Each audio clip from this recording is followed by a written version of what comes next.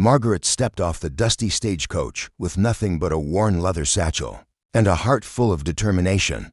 The Montana Territory stretched endlessly before her, vast and unforgiving under the blazing summer sun. She had traveled 3,000 miles from Boston to marry a man she'd never met, answering an advertisement in the Eastern papers that promised a new life on the frontier. James Whitmore stood waiting by the ranch gate, his weathered hands resting on the fence post as he watched her approach. He was older than she'd expected, perhaps 45 to her 28, with silver threading through his dark hair and lines etched deep around his eyes from years of squinting into the prairie wind. His letter had been formal, businesslike. He needed a wife to help run his household, and she needed escape from the suffocating expectations of Boston society. "Miss Collins," he said simply, tipping his hat.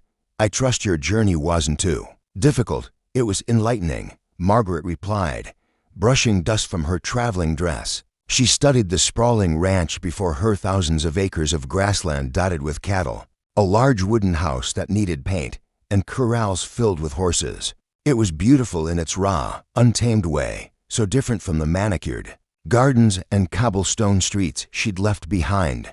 James led her toward the house, his stride long and purposeful. "I should be plain with you from the start," he said without preamble. "This isn't going to be the marriage you might have imagined. I need a partner, not a decoration. Someone who can work alongside me, not someone who'll wilt at the first sign of hardship." Margaret's spine straightened. She'd endured whispers about her unmarried status, her father's gambling debts, and her family's declining social position. She hadn't come all this way to be treated like a fragile flower. "I didn't travel across a continent to be coddled, Mr. Whitmore. I came here to build something." He stopped walking and turned to face her, something flickering in his gray eyes. "Good, because I have a proposition for you." He gestured toward a distant corral where a magnificent black stallion paced restlessly, his coat gleaming like polished obsidian in the afternoon light. "That's Thunder. Been trying to break him for 2 years.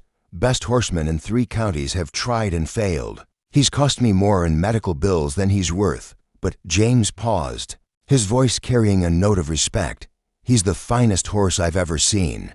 Margaret found herself drawn toward the corral, fascinated by the stallion's raw power and grace. Thunder moved like liquid shadow, his muscles rippling beneath his coat, his dark eyes wild and intelligent. She'd grown up around horses in Boston, had learned to ride in the structured confines of riding academies, but she'd never seen anything like this magnificent creature. "What does this have to do with me?" she asked, though something in her chest was already responding to the unspoken challenge.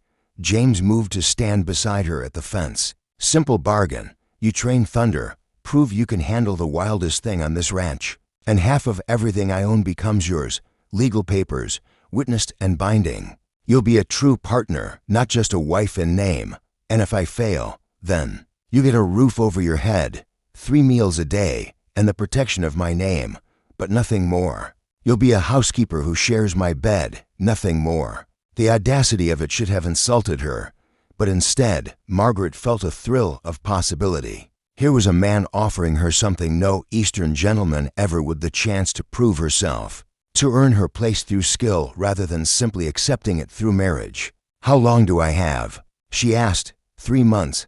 By autumn roundup, Margaret studied the stallion again. Thunder had stopped pacing and was watching her with those intelligent dark eyes, as if he could sense the shift in his fate. She thought of her alternatives: returning to Boston in disgrace, or accepting a diminished role in this marriage. Neither held any appeal. "I'll need access to the horse every day, and I'll train him my way." "Agreed. And if I succeed, I want it in writing before we marry. Half ownership, equal say in all ranch decisions." James extended his hand, calloused and strong. "Deal." The next morning, Margaret traded her traveling dress for split riding skirts and boots borrowed from James's previous housekeeper. She approached Thunder's corral with nothing but patience and a small bucket of oats. The stallion snorted and wheeled away from her, but she simply sat on the fence and waited. For hours, she sat there, speaking softly about nothing in particular: the weather, the mountains in the distance, her journey from Boston. Thunder gradually settled, his ears swiveling toward her voice even as he maintained his distance. "You're not what I expected," James said that evening over dinner. Most women would have taken one look at Thunder and declared the whole thing impossible. Most men would have given up on him long ago, Margaret replied. "But you didn't." "Why should I?" Over the following days, Margaret established a routine. Each morning at dawn, she would sit by Thunder's corral, talking softly until he began to approach. She never tried to rush him, never made sudden movements. Instead, she let him set the pace, responding to his curiosity rather than demanding his submission. James watched from a distance, his initial skepticism gradually giving way to something approaching admiration. Margaret had an intuitive understanding of the stallion's spirit. She wasn't trying to break it, but to earn its trust. "He's been hurt before," she explained one evening, showing James the scars along Thunder's flanks. "Someone tried to force him with whip and spur. He's not mean, he's protecting himself. And you think you can reach him where others failed.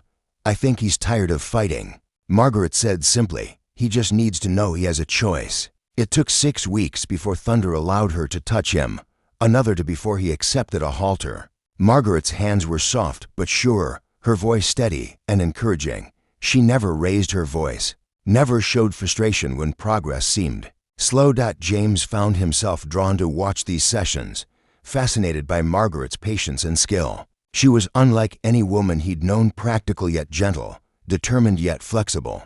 The arrangement he'd proposed as a test was beginning to feel like something else entirely. "You're falling for her," his neighbor Bill Henderson observed one afternoon as they watched Margaret work with Thunder. "She's proving herself capable." James replied stiffly, "She's proving herself extraordinary. Question is, what are you going to do about it?" The test came on a crisp September morning. Margaret entered Thunder's corral with a saddle for the first time. The stallion's eyes rolled white, his muscles bunching with remembered fear. But Margaret's voice remained calm and steady, her movements slow and deliberate. "Easy, boy. It's just you and me. No one's going to hurt you." Thunder trembled as she placed the saddle pad on his back, but he didn't bolt.